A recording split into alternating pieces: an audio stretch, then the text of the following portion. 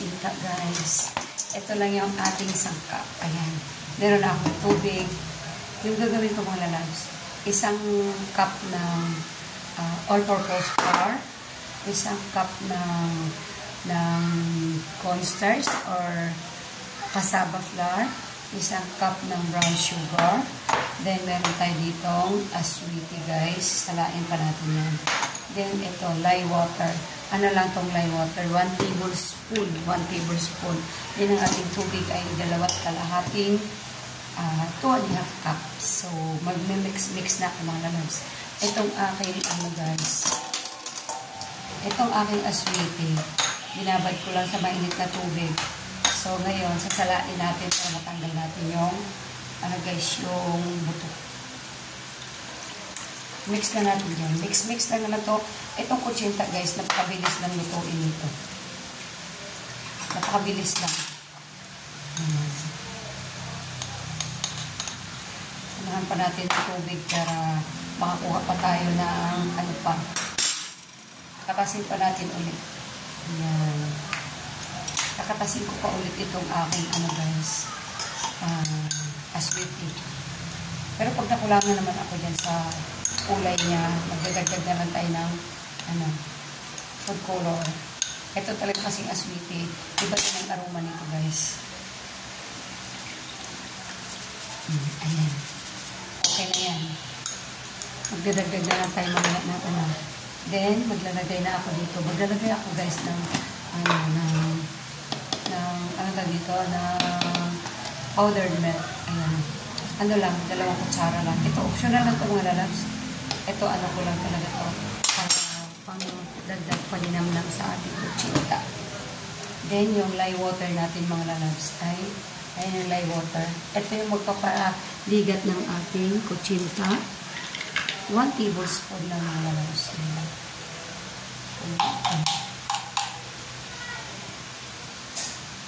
Kasi pag nasobrahan din, guys, no, papait siya. Papait ang ating kuchinta pag nasobrahan ng lye water. So, ayan na siya, guys. Nalaglag yung aking i-mix ko muna siya ganyan. Sabay ilagay ko na yung aking asukal. Brown sugar yung ating gamit ng lalabs. Then ngayon, i-set ko rin yung ating all-purpose flour. Asa ka din ang aking dito, guys? Hindi ko talaga all dito, guys. So, mamaya na natin siya mamaya, samasamahin ko na siya lahat. Yung ating all-purpose flour. Ayan. Basa pala yung aking mangkok na pinaglagyan. Ayan. Then yung ating cassava flour or cornstarch. Ayan. Then paghalo na natin mga lalabs. Ganito lang naman. Madali lang magawa ng kuchinta. Ito yung talagang yung pang-merienda na masarap siya pero madali lang gawin. At saka hindi wala siyang masyadong maraming sangkap, guys. Itong powdered milk, optional lang to, guys. Gusto ko lang. Ayan. Mix muna natin. Natin maigi para yung mga na yan, buo-buo hanggang sa malusaw. Wala naman ditong yung sabihin na overmix, no, wala. Basta haluin mo lang hanggang sa mag-combine siya lahat. Ayan. Naisipan ko lang gumawa ng merienda. Kasi, linggo, napasok yung apo ko at mga anak ko. Ayan. Kaya, i-mix ko lang ng i-mix mga lalabs hanggang sa malusaw na lahat, no?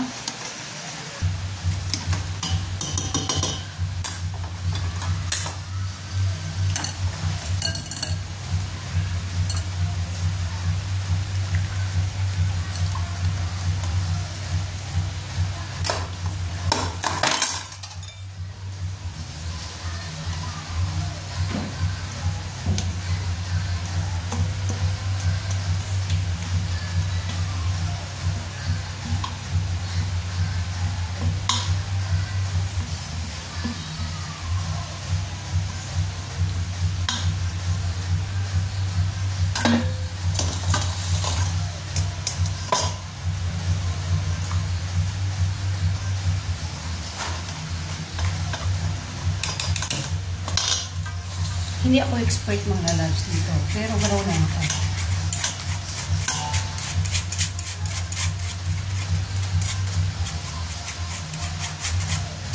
May itim-itim siya guys. Palisin ko lang ha. Hindi ko alam kung saan sa sugar ba siya. Sa sugar o sa ano.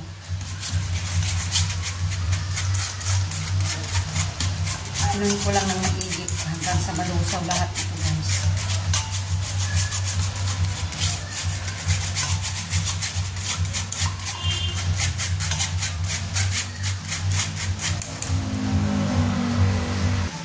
Kaya na mga lalabs, so isang salak pa. Ito. Balik natin siya dito sa ating lagayan.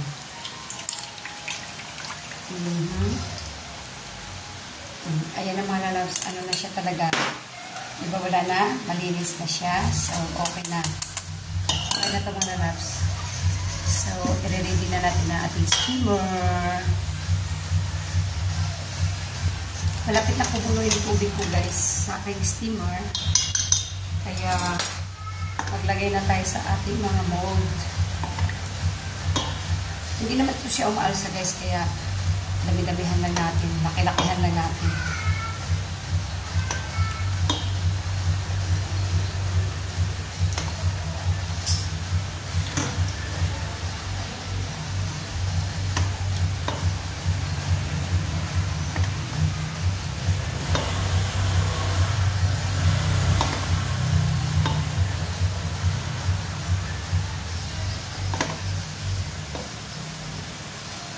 Magpagpangtinda guys, tansyahin nyo lang din kung anong kalalaki kasi ito naman pangkain lang namin. Kaya okay lang malalaki.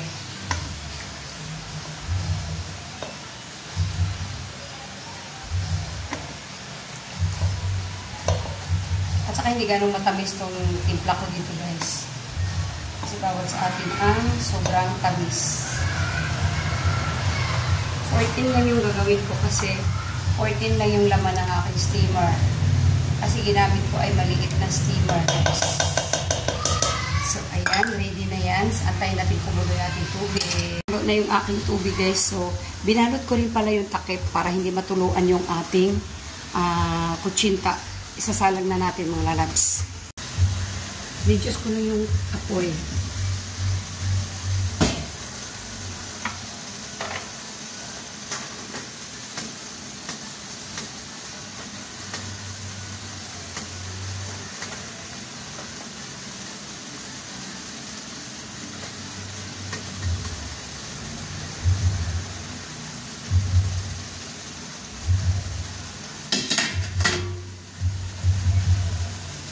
Dalawang layer lang to guys. Tapos maliit na itong steamer ko. May malaki ko ang steamer. Pero ito maliit lang kasi kaunti na naman itong lulutuin ko. Pagkain lang naman namin ito. Ayan. Then, tatakpan. Ayan. Ayan na mga lalabs. After 10 minutes, luto na. So, ahunin na natin. Ito na ang ating first batch. Charan! Palagigin ko na ng konti guys. Then, saka ko ay anmol.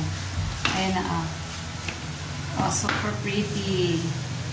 Super pretty guys. Oh, ang kinis niya. Ang kinis ng pagkaluto. Makinis pa sa face ko. Yan. Kasi, binalot natin ang tela. Ng tela yung takip. Kasi, iwas ano yun guys? Iwas tulog. Palamigin ko lang muna ng konti sa natin i-unmold. Medyo malamig na mga lalabs, so pwede na natin i-unmold. Pag nag-unmold nito, ganyan lang ng toothpick. Yan guys. Ganyan lang mag-unmold dito mga lalabs. Diba? May pang merienda na tayo, may pananghalian. Ano to mga lalabs? Merienda at tanghalian po na to. Namiss ko kasi kumain ng kutsinta. Kaya naisip kong magluto. Kaya maraming naglalako dito guys, nadadaan dito na naglalako. Pero bakit pa ba ako bibili? Marunong naman akong gumawa. So, di ba? Medyo mahirap siyang tanggalin sa mold kasi, ano guys, hindi ko napahira ng mantika yung ano. Kasi dapat may pahid siya na ano guys.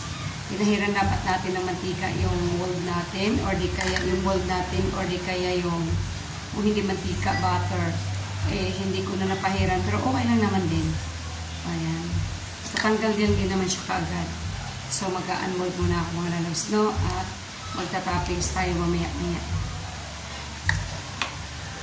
Dati mga lalabs, nagluluto ako dito. Nagpapa-order ako dito. May mga nag-order sa akin yung, ano ba, per piraso din yung binta ko. Noon, ano lang, 3 lang isa guys, binta ko sa ganito. Pero malaki-laki siya ng konti dito mga lalabs. Ito naman kasi, depende naman, ano lang ang gawa ko dito. Hindi ko naman talaga tinatakal kasi makainin lang naman namin guys. Kaya okay lang. Kung lalaki siya or liliit, okay lang kasi makainin lang naman namin. Ito natuluan ko ng tubig kasi medyo may tubig yung ibabaw niya. Pero okay lang, hindi masyadong hindi masyadong na-damage. So okay lang yung mga lalabs. Ayan. Then, mayroon pa tayo second batch, guys. Dahil, ano to? Ayan. Kakalat lang natin ng maayos kasi maglalagay tayo ng toppings. Ang toppings naman dito, mga lalabs, diba, depende naman sa inyo kung anong gusto nyo. Nyog or ay buko or, anong tawag ito? Nyog or cheese. Eh, ako, guys, wala naman kaming buko. Siyempre, ang toppings natin ay cheese. Meron pa tayong second batch guys ha. Ito muna. Ayan. Magta-toppings tayo dito. Ano yung gamit ko? Cheese. Eden cheese. Masarap guys pag maraming cheese. Mas masarap.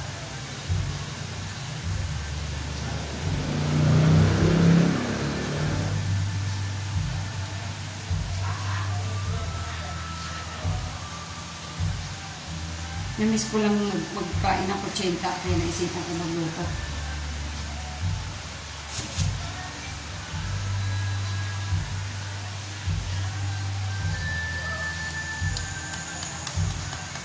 Ayan na siya mga lalabs. Tikman na natin ha. Okay, more.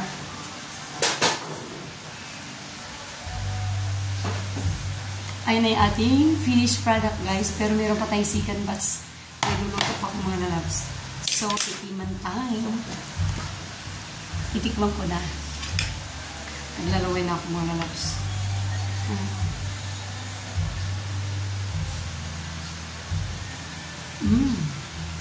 Perfect. Hop. Hindi ka ganun matamis. Tama din yung ligat niya guys. Yung punot niya. Sa atin na yung water. Ang sarap.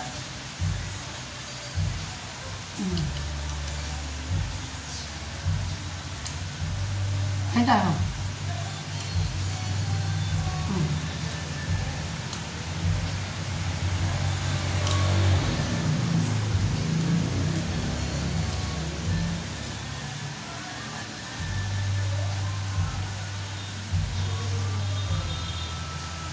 Ang sarap. Kain tayo. Ha? Daming cheese. Lulutuin ko muna second batch guys. Okay na to.